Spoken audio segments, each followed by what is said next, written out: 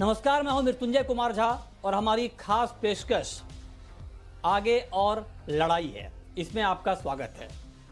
हमेशा इसलिए कह रहे हैं क्योंकि दुनिया में कोरोना ने कोहराम मचा रखा है। मरने वालों का आंकड़ा बढ़ते बढ़ते 2 लाख तक पहुंच गया है। भारत में भी हालात ठीक नहीं हैं। विशेषज्ञ वैक्सीन बनाने में जुटे हैं, लेकिन सफलता अभी दूर है। और इस बीच WHO यानी विश्व स्वास्थ्य संगठन ने भी चेतावनी दी है कि कोरोना से छुटकारा पाने में अभी और वक्त लगेगा। यानी लॉकडाउन खत्म होने के बाद भी हमें एहतियात बरतनी पड़ेगी। और ऐसा है नहीं कि अगर लॉकडाउन खत्म भी हो जाए 3 मई को तो आपको छुट्टी मिल गई, आप आराम से घूमें फिरें और फिर आप पुरानी ज़िंदगी में लौट आएँ। ऐसा बिल्कुल नहीं है, क्योंकि हालात अभी ठीक नहीं हैं और हमें ये आदत लंबे समय तक के लिए डालनी होगी। अपने अंदर जो डिसिप्लिन लॉकडाउन के अंदर आया है उसे हमें लंबे समय तक फॉलो करना है, क्योंकि ये वायरस एक दिन में ख़त्म होने वाला वायरस नहीं है। सरकार की भी अपनी सीमाएं हैं, लिमिटेशन है कि कब तक लॉकडाउन कंटिन्यू रखेगा, क्योंकि लॉकडाउन का साइड इफ़ेक्ट यह है कि इकोनॉमी को बड़ा नुकसान हो रहा है, चौतरफा दिक्कतें आ रही हैं, रोज़गार के संकट पैदा हो रहे हैं। तो सरकार भी एक सीमा तक ही ये सारी चीज़ें कर सकती हैं, लेकिन उसके बाद जिम्मेदारी हमारी और आपकी है कि भले ही लॉकडाउन खत्म हो जाए, लेकिन आपको ये माइंड मेकअप करके रखना है कि आपको ऐसे हालात में लंबे समय तक अभी जीना सीखना होगा। कैसे आप जीना सीख सकते हैं, आपको क्या क्या करना चाहिए और अपने अंदर ऐसी कौन कौन सी आदतें आपको डाल लेनी चाहिए परमानेंटली, जिसका आपको लंबे समय तक फायदा होगा। इन्हीं तमाम मुद्दों पर हम बातचीत करेंगे, लेकिन उससे पहले देखिए ये खास रिपोर्ट।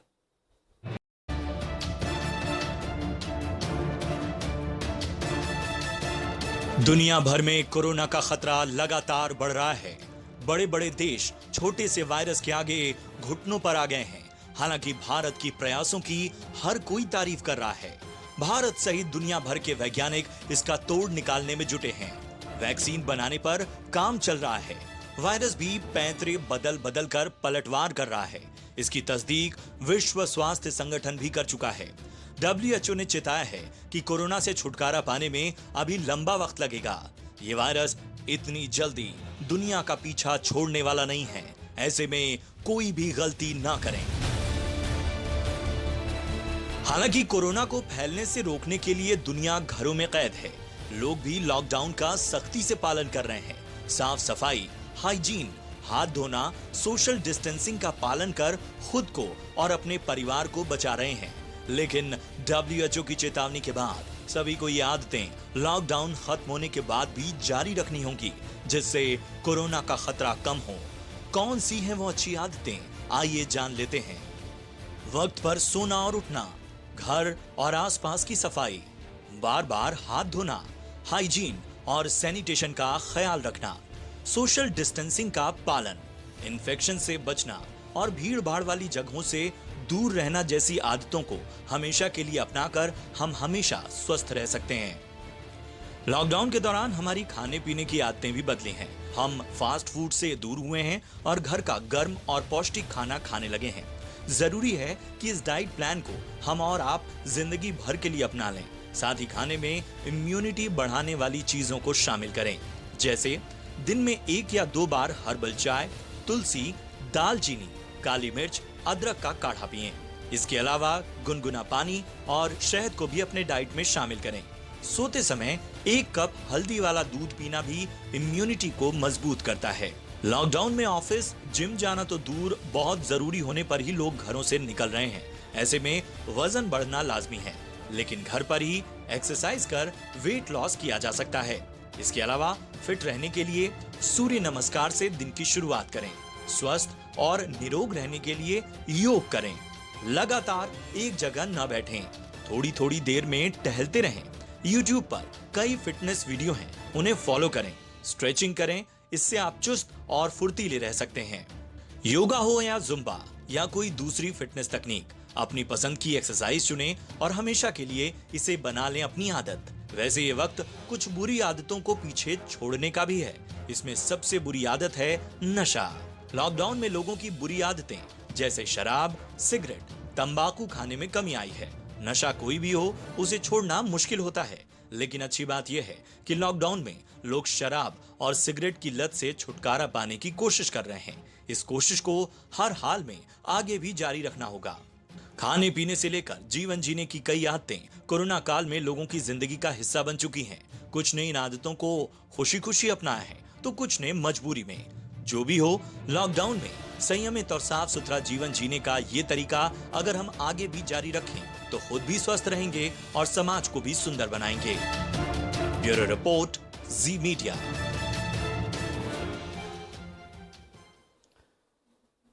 तो ये हमने आपको एक रिपोर्ट के जरिए ये बताने की कोशिश की है कि आपको किस तरह से अपना माइंड मेकअप करना है। हमारा मकसद आपको डराना नहीं है, ना तो हम आपको ये बता रहे हैं कि लॉकडाउन आगे बढ़ने वाला है।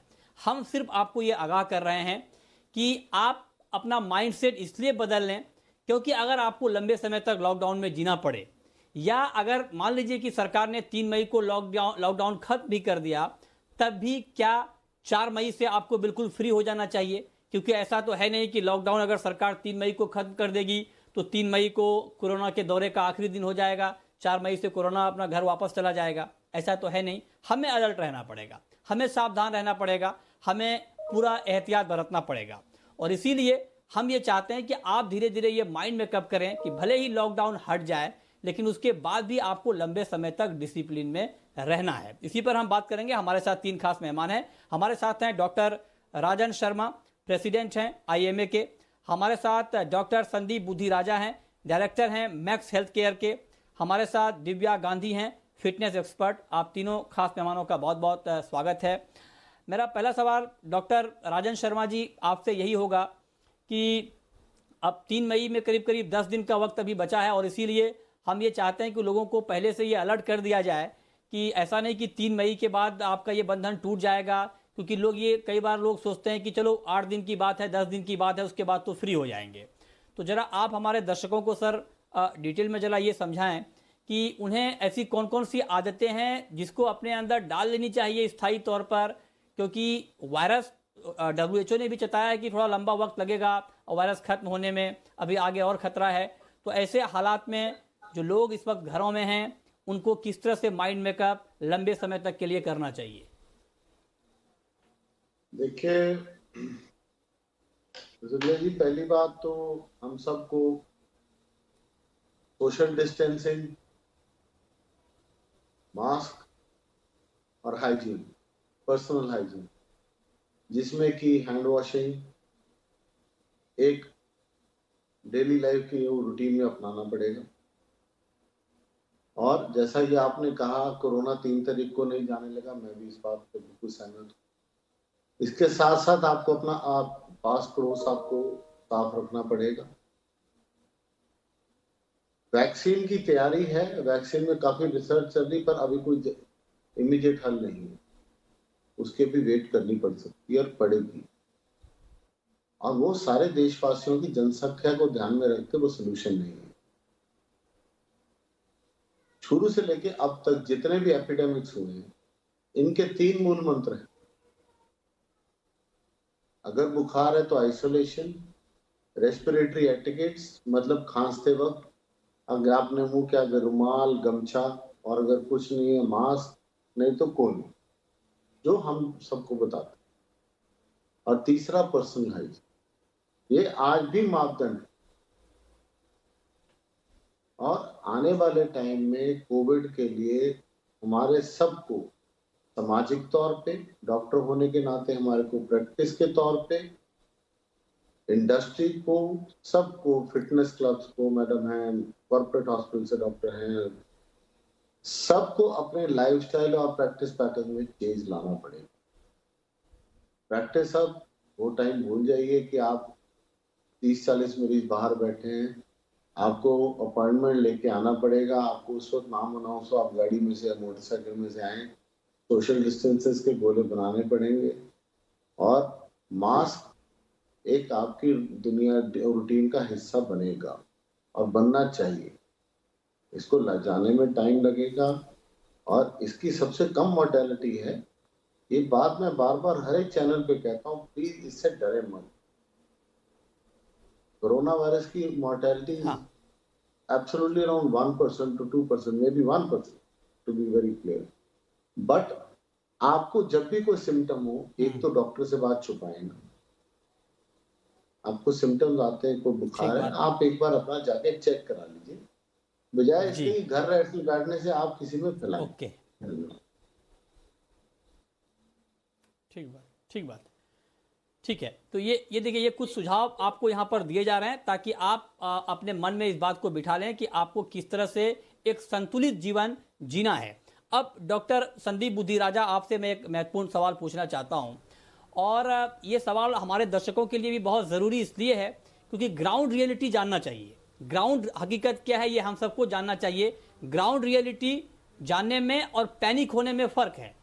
पैनिक नहीं होना है, लेकिन ग्राउंड की हकीकत तो जानना है। तो बुद्धिराजा जी, जरा आप हमें ये बताएं कि हालांकि भारत की स्थिति दुनिया के बाकी देशों के मुकाबले बेहतर है, लेकिन फिर भी क्या अभी आपको हालात जल्द काबू में आते हुए दिख रहे हैं भारत में, या आपको लगता है कि लंबा वक्त तो लगेगा अभी? आप क्या मानते हैं इसको लेकर?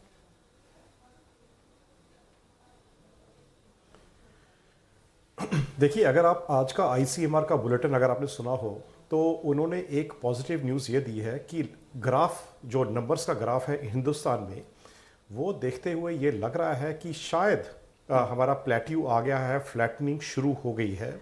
लेकिन ये बहुत अर्ली स्टेज पे है कहना कि ये एक्चुअली ग्राफ ऐसे मेंटेन होता है।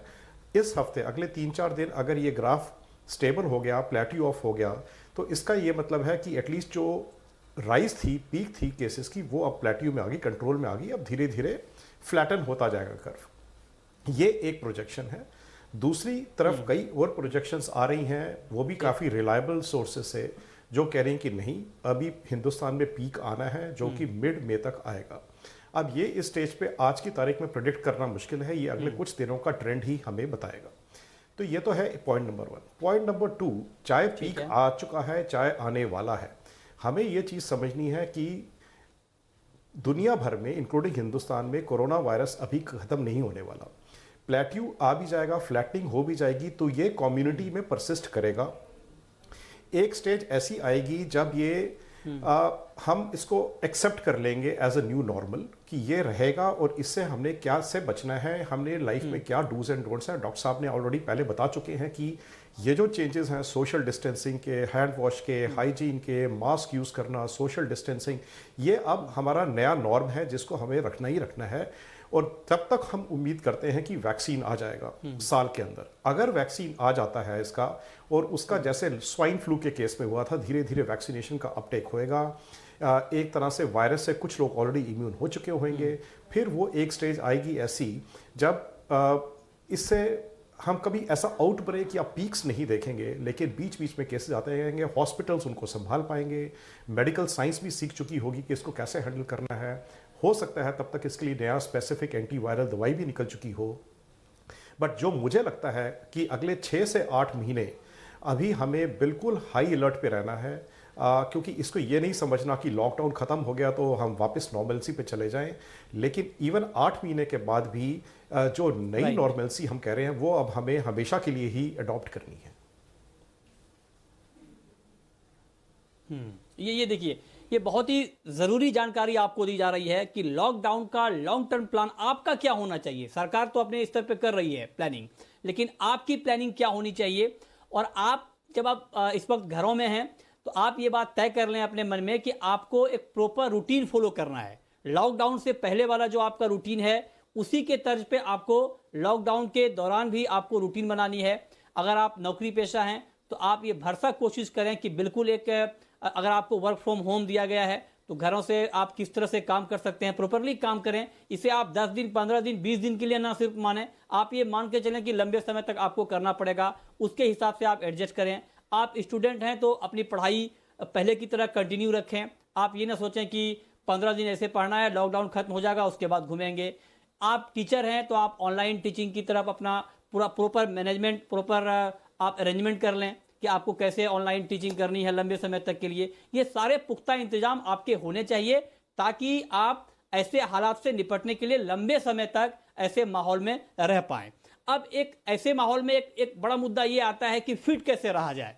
कुछ लोग मॉर्निंग वॉक करते थे लॉकडाउन से पहले, कुछ लोग जिम जाते थे, अब ये सारी चीज़ें बंद हैं। तो अब सवाल ये है कि घरों में रहते हुए कैसे फिट रहा जाए। और दिव्या जी, इसीलिए मैं आपसे जानना चाहता हूँ, क्योंकि आप फिटनेस की एक्सपर्ट हैं, अब जरा कुछ टिप्स हमारे दर्शकों को बताइए कि घरों में रहते हुए भी कौन कौन से ऐसे तरीके अपनाए जाएं जिससे वजन भी ना बढ़े, शुगर बीपी का लेवल भी ठीक रहे और हेल्थ भी पूरी तरह से ठीक रहे। जी बिल्कुल, जैसे कि आपने सबसे पहले चीज बोली कि लोगों को अपना रूटीन फॉलो करना है।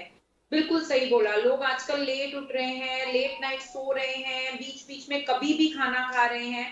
सबसे पहली चीज जो हमें ध्यान रखनी है वो है डिसिप्लिन। आपको डिसिप्लिन फॉलो करना है। सुबह नाश्ते का टाइम फिक्स होना चाहिए, लंच का टाइम फिक्स होना चाहिए, इवनिंग मील फिक्स होनी चाहिए। और बिकॉज अगर हम लॉकडाउन में हैं, हमारा कोई पार्टी या हॉलिडे या पिकनिक नहीं चल रहा है, एक दिन आप अनहेल्दी खा सकते हैं, लेकिन कोशिश करिए आपकी जो दिन की पहली मील है वो प्रॉपर हैवी मील हो, जिसके अंदर आप प्रोटीन, कार्बोहाइड्रेट और फैट तीनों चीजें इकट्ठे ले सकते हैं। जैसे एक पनीर की रोटी हो गई, एक स्प्राउट सैंडविच हो गया, होलसम मील लेंगे।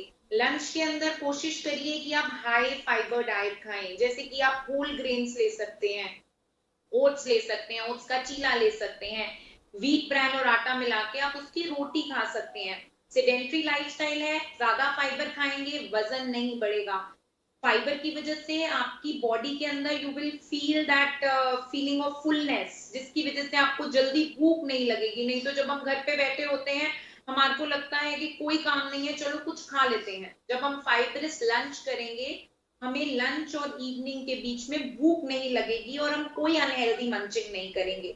इवनिंग में बिल्कुल आप कोई ऐसी चीज लीजिए कि आपको रात को या तो डिनर की जरूरत ना पड़े, या डिनर में आप सिर्फ एक बोल वेजिटेबल का खाएं और आपका पेट भर जाए। क्या चीजें ले सकते हैं? पोहा ले सकते हैं, किनोआ सैलेड ले सकते हैं, एक बेसन का चीला खा सकते हैं। इस तरीके से आपको अपनी हर मील को बैलेंस करना है। ब्रेकफास्ट हैवी होना चाहिए। Lunch should either be milk और फ्रूट्स, मिल्क और ओट्स, या a bowl of vegetable and salad. Carbohydrate रात को अवॉइड करिए। क्यों? क्योंकि हम कितनी भी कोशिश कर लें, हमारा लाइफस्टाइल जो है आज की डेट में कंपैरेटिवली सेडेंटरी ही हो गया है। तो ये सब छोटी छोटी चीजों का ध्यान रखेंगे, आप लोग अपना वेट गेन से बच जाएंगे। And yes, one more thing, because जैसे कि हमने बोला कि कोरोना की जो ये फेज है ये बहुत जल्दी एंड नहीं होगा। Make sure that you are taking some source of vitamin C on regular basis. Vitamin C हमारी बॉडी प्रोड्यूस नहीं करती है, ना स्टोर करती है। आप ऑरेंज खाइए, लेमन खाइए, बेल पेपर्स खाइए, कोई ना कोई सोर्स विटामिन सी का आपकी इम्यूनिटी को बिल्ड करने के लिए डेली लाइफस्टाइल में जरूर होना चाहिए। जी जी, ओके मैम, ये तो आपने खाने पीने की चीजें बताई, लेकिन वॉकिंग और जिम, इन इन इन दोनों का अल्टरनेट क्या हो सकता है? ये अगर जरा थोड़ा बता दें हमारे दर्शकों को कि जो लोग वॉक करते थे अब वो क्या करें, जो जिम जाते थे वो घरों पर किस तरह से कर सकते हैं ताकि उनकी जो सेहत है वो ठीक रहे। जी बिल्कुल, आजकल अगर आप देखेंगे इतनी सारी एप्लीकेशन और इतने सारे वीडियोस हैं यूट्यूब पर, फिटनेस चैनल्स पे, मेरे खुद के चैनल पर भी हैं, जिसके अंदर घर पे आप इफेक्टिव कार्डियो कैसे कर सकते हैं। आप रनिंग अगर जिम में जाकर या पार्क में जाकर नहीं कर सकते, आप ऑन स्पॉट रनिंग कर सकते हैं, आप स्ट्रेचिंग घर पे कर सकते हैं, आप म्यूजिक ऑन करिए, आप कोई भी योगा का वीडियो लगाइए, आप उस तरीके से कर सकते हैं। आप एक ही जगह खड़े होकर अगर आप रनिंग करेंगे, आगे ना बढ़े, ऑन स्पॉट वॉकिंग या रनिंग करेंगे, trust me it is equivalent to जो आप ट्रेडमिल पर करते हैं या जो आप पार्क में रनिंग करते हैं, बिल्कुल इक्विवेलेंट है। और आपका कैलोरी कंजम्पशन, आपके कैलोरी एक्सपेंडिचर में बैलेंस होना चाहिए। ओके, ठीक है। बात कर रहे हैं कि आगे की लड़ाई के लिए आपको किस तरह से तैयार रहना है। ठीक है, ये तो हम लोगों की बात कर रहे हैं कि क्या तैयारी होनी चाहिए, पब्लिक को अपने लेवल पे किस तरह के कदम या किस तरह के एहतियात बरतने चाहिए। लेकिन डॉक्टर बुद्धि राजा, एक बात मैं आपसे जानना चाहता हूं कि अगर हालांकि आज 3 मई में बहुत लंबा वक्त बचा नहीं है, 3 मई तक अगर कोरोना के मामले बढ़ते रहते हैं और सरकार को मान लीजिए कि लॉकडाउन में ढील देनी पड़ सकती है, तो क्या ऐसे हालात में आपके हिसाब से कुछ ऐसे कदम होने चाहिए सरकार की तरफ से कि लोगों को राहत भी मिले लेकिन कोरोना के मामले बढ़ भी ना पाएं, कम्युनिटी स्प्रेड ना हो, चेन ना बनने पाएं? तो इसके लिए क्या सुझाव होंगे आपके?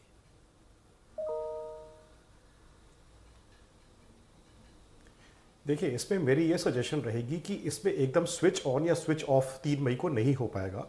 जो भी हम कुछ करें फेज्ड वे में करेंगे, दैट्स नंबर 1। नंबर 2, अभी हिंदुस्तान में 8 या 9 ऐसे स्टेट्स हैं या यूनियन टेरिटरीज हैं जो कि 90% केसेस कंट्रीब्यूट कर रही हैं। तो उनमें अभी भी हमें उसके बाद थोड़ा सा स्ट्रिक्ट रहना पड़ेगा। अच्छा। बाकी स्टेट्स को थोड़े ज़्यादा लिबरल वे में खोल सकते हैं। इन स्टेट्स में जहाँ पे ज़्यादा केसेस हैं वहाँ पे भी जैसे एसेंशियल सर्विसेज चल रही हैं, धीरे धीरे करके हम ऐसी चीज़ें खोल सकते हैं जहाँ पे एक साथ ज़्यादा लोग इकट्ठे ना हो। पब्लिक भी ट्रांसपोर्ट में एक बहुत बड़ा क्वेश्चन मार्क रहेगा इन जगहों पे, जो कि वो बिल्कुल धीरे धीरे ही खुल पाएगा। जैसे स्कूल्स हैं, कॉलेजेस हैं जो अवॉइडेबल है, जहाँ पे ऑनलाइन चीज़ हो सकती है वो अभी ऑनलाइन ही चलेंगी। जो आपकी अभी जैसे बिल्कुल एसेंशियल सर्विसेज चल रही हैं, उसके बाद आप नेक्स्ट लेवल जो आपको रोज़ चर्या के लिए चाहिए चीज़ें वो खुल जाएंगी। इस दौरान सोशल डिस्टेंसिंग मेंटेन करना और हमारी जो अपनी एज सिटीजन ऑफ इंडिया जो जिम्मेवारी होगी उस पर जरूर डिपेंड करेगा कि आगे की सिचुएशन कैसे रहती है।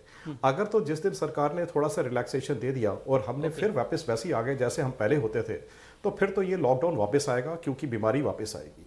तो जितनी सरकार की रिस्पॉन्सिबिलिटी है या वो रिस्पॉन्सिबली खोलेंगे, उससे ज़्यादा कहीं रिस्पॉन्सिबिलिटी हम लोगों की है एज इंडिविजुअल्स कि हम अपने आप को कैसे कंट्रोल में रखते हैं।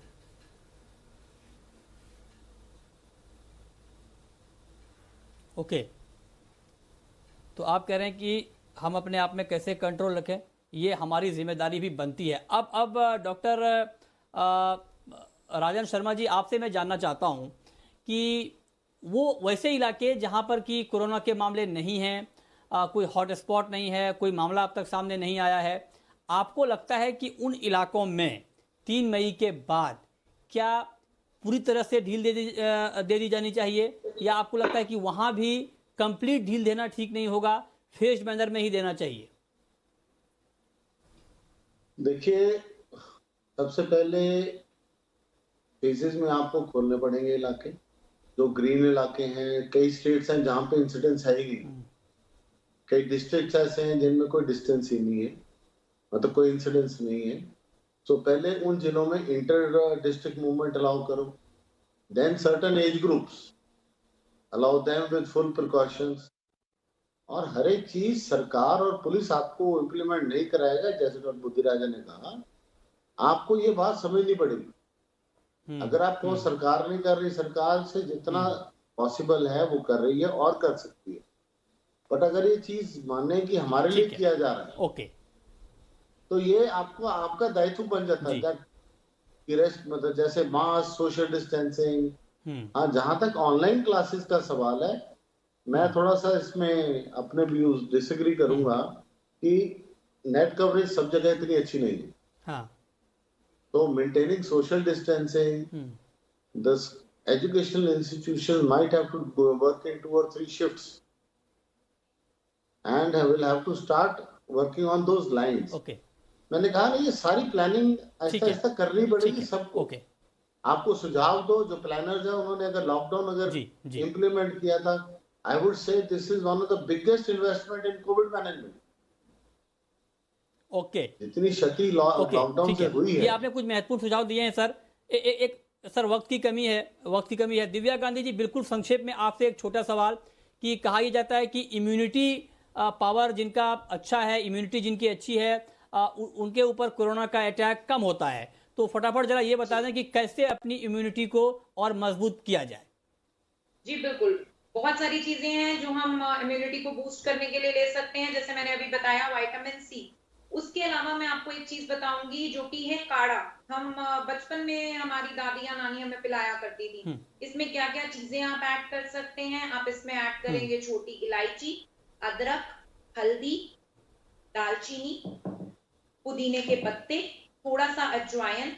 ये सारी चीजें मिलाकर हम काढ़ा बनाएंगे। ये काढ़ा एसिडिटी या गैस नहीं करेगा, जिसके लिए हमने इसके अंदर अजवाइन डाला है। हम इसको पीने के टाइम हनी डाल सकते हैं, लेकिन हम नहीं चाहे तो दालचीनी है। ये आप काढ़ा अगर रोज सुबह पिएंगे, आपकी बॉडी इम्यूनिटी बढ़ेगी। आप विटामिन सी ले सकते हैं, तुलसी का पानी, अदरक का पानी, गार्लिक, ये सारी चीजें आप लेंगे, आपकी इम्यूनिटी जरूर बढ़ जाएगी। ठीक है, बहुत शुक्रिया दिव्या गांधी जी आपका, डॉक्टर संदीप बुद्धिराजा जी आपका और डॉक्टर राजन शर्मा जी आपका हमारे साथ इस खास चर्चा में शामिल होने के लिए और बताने के लिए कि आपको लॉकडाउन का, आपको एक डिसिप्लिन लाइफ का लॉन्ग टर्म प्लानिंग कैसे करनी है। तो फिलहाल इस खास पेशकश में इतना ही।